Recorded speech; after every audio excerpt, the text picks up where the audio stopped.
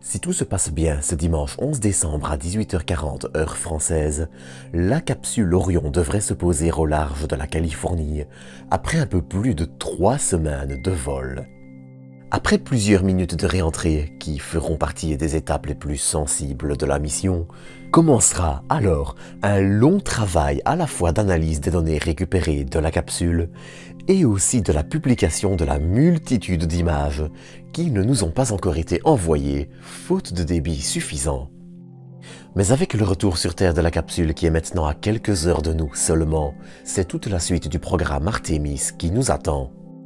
Vous le savez certainement, d'autres missions sont prévues, à savoir déjà Artemis 2 en 2024 et Artemis 3 qui devrait signer le premier alunissage du programme vers 2025, ces deux missions n'étant bien sûr qu'un échantillon de ce qui est prévu.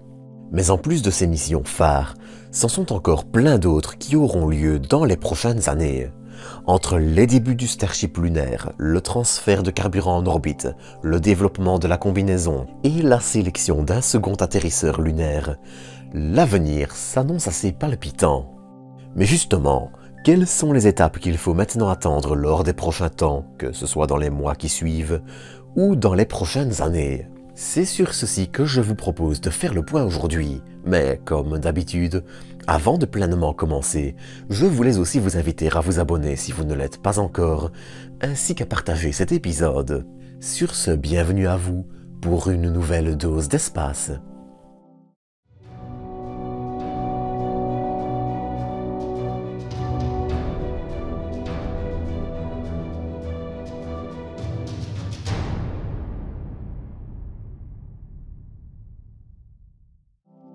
Pour commencer cet épisode, j'aimerais commencer par une petite rectification. Dans l'épisode précédent, je parlais en effet du Deep Space Network, qui réceptionne, entre autres, les données de missions comme Mars 2020, Curiosity, et de façon générale tout ce qui est d'un des partenaires des États-Unis et qui se balade dans le système solaire, y compris Orion, et je dis que celui-ci est relativement sécurisé, en pointant du doigt l'absence d'actes malveillants.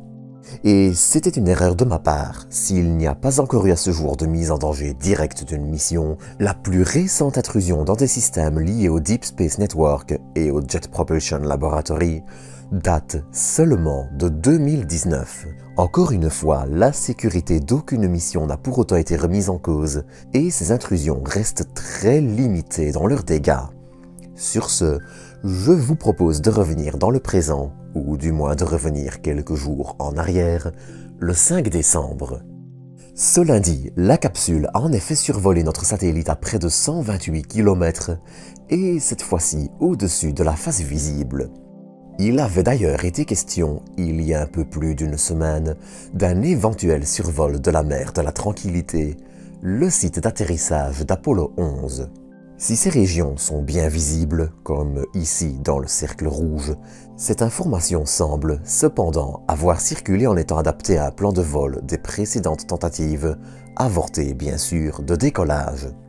S'il y a fort à parier que de meilleures images de la zone seront publiées à l'avenir, notamment une fois le retour sur Terre et les données récupérées, la zone qui a eu droit au survol est majoritairement entre le cratère Copernicus et la mer des Pluies, tous deux inclus. Mais malheureusement, de toute façon, les caméras de la capsule n'auraient pas permis de voir le site d'Apollo 11 suffisamment en détail, même si ce survol aurait été symboliquement magnifique. Néanmoins, ces images restent un pur plaisir pour les yeux. Donc, je vous propose de commencer à passer à la suite de l'épisode, tout en laissant encore quelques-unes de ces merveilles passer au fur et à mesure. Et l'avenir s'annonce, comme je le dis en introduction, palpitant. Déjà, vous le savez certainement, c'est le Starship de SpaceX qui avait été retenu pour emmener des humains fouler le sol de notre satellite à l'horizon 2025. Eh bien, le Starship aura probablement de la concurrence. Cette concurrence devrait en effet arriver après Artemis 4, qui devrait décoller en 2027. En effet, vous le savez peut-être déjà, mais après le contrat HLS pour Human Landing System, qui avait entraîné la sélection de SpaceX et un mécontentement de Blue Origin, on apprenait il y a quelques mois la volonté de la NASA de se doter d'un second atterrisseur lunaire pour l'après Artemis 4. Eh bien, de ce côté aussi, les choses bougent un peu. Une fois de plus, c'est la National Team, menée par Blue Origin, qui semble la plus intéressante. Pour rappel, l'atterrisseur de la National Team reprenait une architecture comparable à celle déjà utilisée lors des missions Apollo, et, si le Starship s'était avéré plus intéressant au niveau de son prix, l'offre de Blue Origin restait aussi la plus rationnelle. Et elle l'est encore maintenant. La National Team fait en effet appel à une multitude d'entreprises comme Boeing, Lockheed Martin, Draper et, de façon générale, plein d'entreprises réparties dans 48 États américains. On notera néanmoins le départ de Northrop Grumman du consortium. Et mine de rien, l'entreprise est de taille. On lui doit en effet notamment la fabrication du LEM des missions Apollo, et je ne cite que ça. La compagnie a donc fait le choix de rejoindre la concurrence en s'alliant à Dynetics avec son atterrisseur lunaire à l'aspect un peu exotique.